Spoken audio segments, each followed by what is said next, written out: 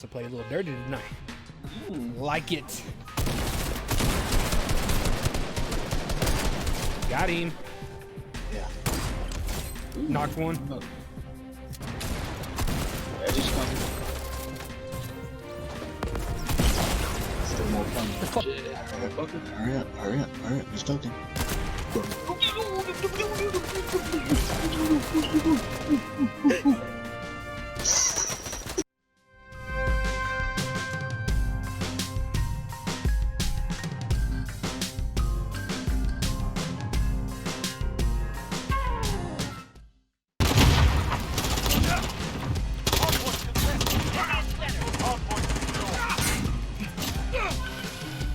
Knife him.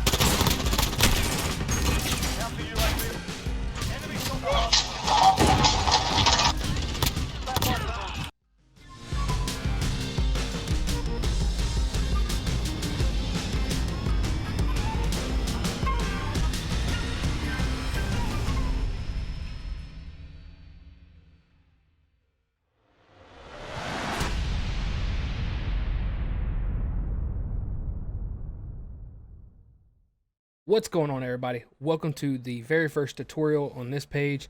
Today was requested by one of my subscribers slash buddies of mine who's trying to get into the stream game. Today we're going to basically just worry about settings. Today's going to specifically be about the settings that I use to run off my one PC gaming slash streaming setup. You can use these for your console settings, but you can actually bump those settings up once you actually get into learning how to use the interface. So let's jump over onto the main screen and we will start talking about our setting. All right, so here we are in the main interface, my main screen, so y'all can see everything of Streamlabs OBS. You have OBS, OBS.live, which is Stream Elements, and you have Streamlabs. This does not cover the Twitch broadcaster or XSplit. So basically, you can use the same the settings are going to be about the same in all three of OBS, OBS.live, and Streamlabs. So the settings I use to broadcast mine, you don't have to worry about general, and you don't have to, your stream is basically where you're going to go get your stream key from YouTube, Twitch, Mixer, caffeine.net, all those that allow you to actually, stream and broadcast your gameplay. Facebook is also. So the next setting we're going to worry about is the first one. The main we're going to worry about is output. Output right now, you want to make sure you change your output mode from simple to advanced so you have more control. If you're running a computer that has a NVIDIA graphics card, I highly suggest you use hardware NVENC New. It's the newest one they have out. You also have H.264, which uses everything in your CPU to encode. If you don't have a graphics card, you're using a laptop or something like that, and you're streaming via console, you're wanting to stream your console gameplay, streaming through H.264 is actually not that bad. But I highly suggest if you're using a one PC setup, make sure you stream through your graphics card, preferably if you have NVIDIA, using that hardware NVENC New. You're down here at your rate control. You want to leave it at constant, or CBR, which is constant bit rate. You don't want anything fluctuating. You want it to stay consistent at where it needs to be. Your bit rate. Now, your bit rate is determined based off of your upload speeds of your internet. So, such as if you were to test your upload speeds, you can use speedtest.net. I'll leave a link in the description. You can use one that's through your the company you get your internet through. There's other ones out there that you can use, but I personally use speedtest.net, and it tends to work fine. So my upload speeds are roughly between 21 to 22 megabytes per second. I said, sorry.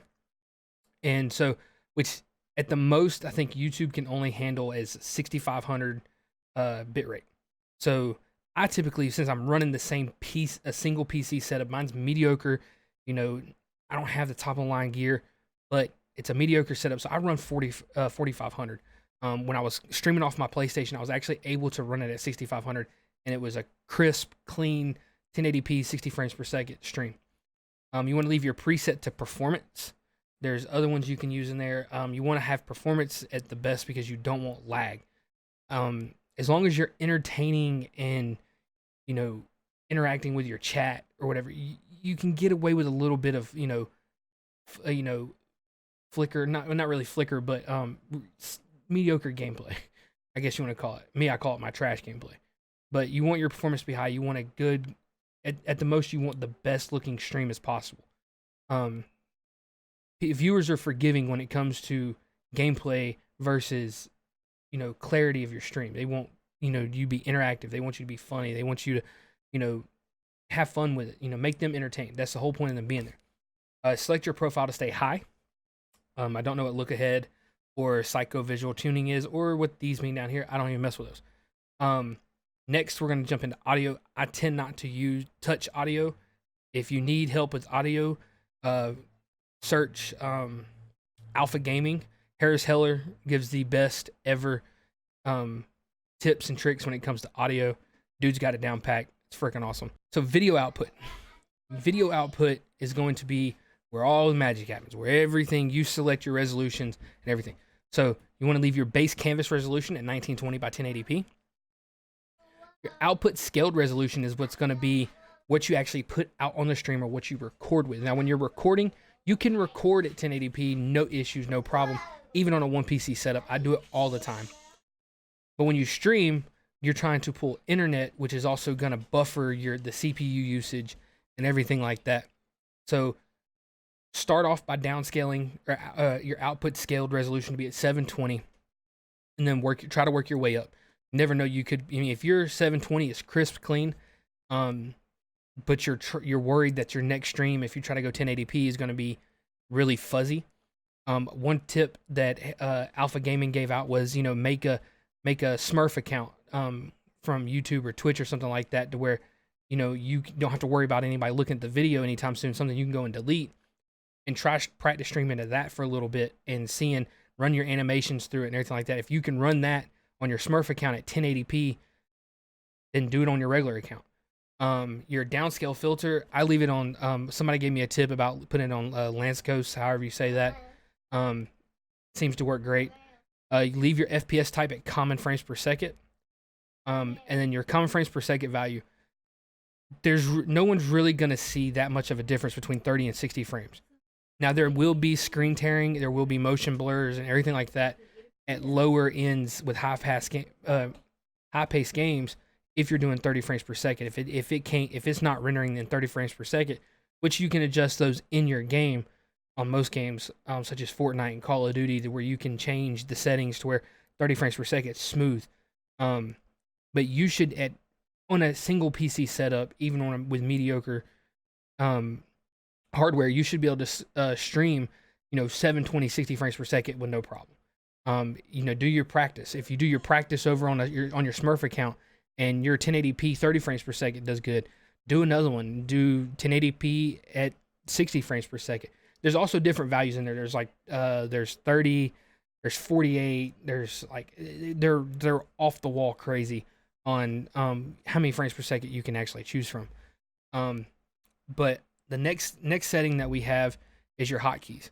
Now, I personally use an Elgato Stream Deck to start my streams and everything like that, so I don't have to use this. I do have these set up so that if I'm in mid game or something like that, and I need to just go ahead and stop, or stop the recording, I don't. My hands are here on the keyboard and mouse. I don't feel like reaching over and touching the Stream Deck. I can hit Shift S, that'll start it. Control equals will stop my stream. And start recording, which I don't. I typically, like I said, I use my Stream Deck. I don't even use these anymore. These are old. You can set those up until you get a Stream Deck, so you're not actually doing that. But what is another way, which is a cool thing about Streamlabs, is what's called remote control. You can download the remote control app from the Google Play or iTunes item shop, or not item shop, the iStore, whatever the hell it's called. It's been so long since I've had one. You can actually download that, and you can connect your phone to your Streamlabs to where you basically have an Elgato system at your hand with your phone. And it'll allow you to select different scenes. It'll allow you to change, whatever. You can hit stop record, stop stream, start stream, stop recording, or start recording, however you want to say it. Another tip I'll also give you is whenever you're streaming, do not run any other application on your computer. If you're running such as Google Chrome, do not run Google Chrome in the background of your stream while you're streaming, because it will hinder you, especially if you're having to run H.264.